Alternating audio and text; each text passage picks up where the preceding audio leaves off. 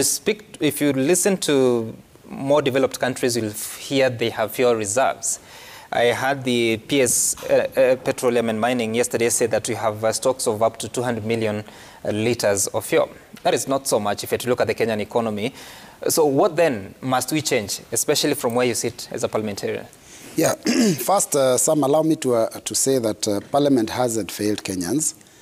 Because you see, even the idea of the subsidy was thought in advance, because this was we increased the levy on fuel in 2020 because we envisioned the problems that would come after COVID-19, and clearly it has helped because the prices of fuel would be much higher than what Kenyans are paying at the pump. So we have tried what we could. And allow me to also respond to Honorable Chris when he said that, every Kenyan has a right to information, including the Deputy President. I agree. But, with great responsibility also, the more responsibility you have, the more is expected from you. Because, for example, you heard what the court said about the president himself when we talked about BBI. They said the president is not like Wanjiko. He cannot initiate a popular initiative. So really that means that the president, the deputy have certain level of responsibility. So they cannot stand in podiums and complain and lament.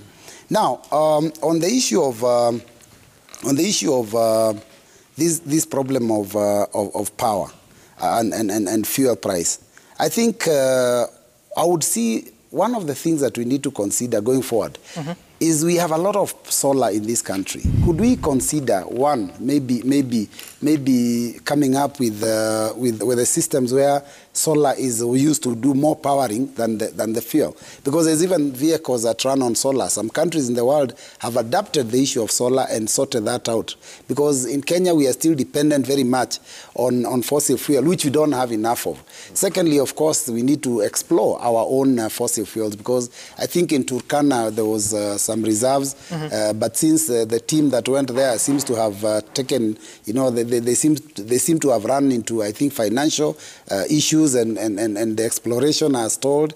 I understand there is a lot more fuel in Lamu that they could be exploring. So I think we need to figure out, is it possible to get our own oil and become self-sufficient? If we cannot do that, then let us look for other alternative means of energy so that we can run our economy without depending purely on a product that we are importing, and because when international pressures and international prices change, then it affects us, and that's really, I think, a very bad way of running a country. Okay, all right, and of course.